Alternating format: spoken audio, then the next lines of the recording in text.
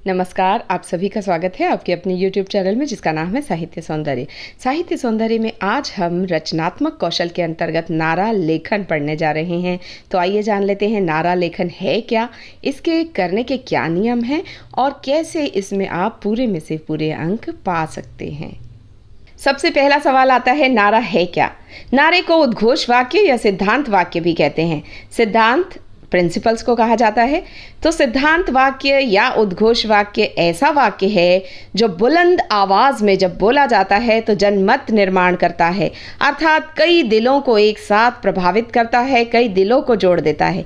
नारे की ताकत को यदि समझना है तो हमें इतिहास का रुख करना होगा। जब हमारे देश में स्वतंत्रता का आंदोलन सक्रिय था तो इन्हीं नारों ने उस आंदोलन को चरम सीमा तक पहुंचाया। तो उनमें से कुछ जाने माने नारे हैं, तुम मुझे खून दो मैं तुम्हें आज़ादी दूंगा, स्वराज्य मेरा जन्मसिद्ध अधिकार है, जय जवान जय किसान, वंदे मातरम।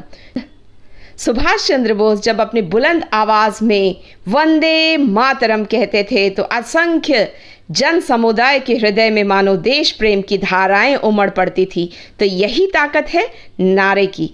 तो नारा लेखन इस प्रकार बहुत एक अच्छी आवश्यक रचना है और इसका कौशल विद्यार्थियों में विकसित करने के उद्देश्य से इसे पाठ्यक्रम में शामिल किया गया है।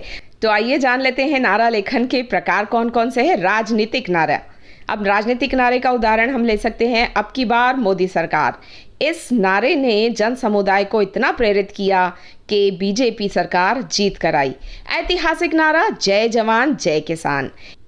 सामाजिक नारे का उदाहरण लिया जा सकता है, सबका साथ सबका विकास। परिवार कल्याण नारा, छोटा परिवार सुखी परिवार। व्यावसायिक नारा, स्वदेशी अपनाओ देश को आगे बढ़ाओ।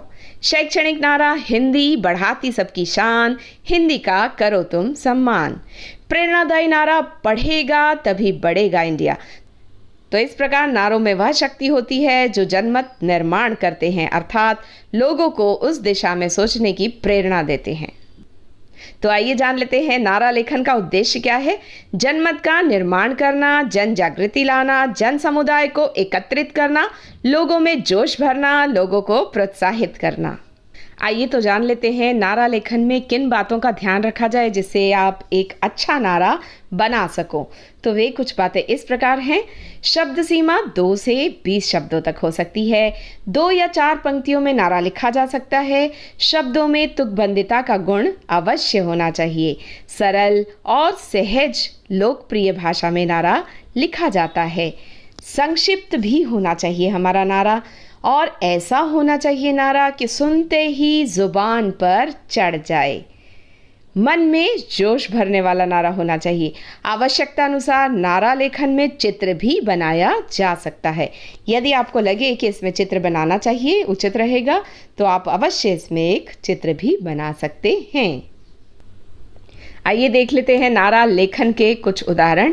तो यहाँ पर्यावरण संरक्षण से संबंधित नारा लिया गया है। चित्र के अनुसार आप देख सकते हैं कि एक पीढ़ी दूसरी पीढ़ी को सुरक्षित पर्यावरण देने का संदेश दे रही है। चित्र में धरती करे पुकार, मुझे दो मेरा अधिकार।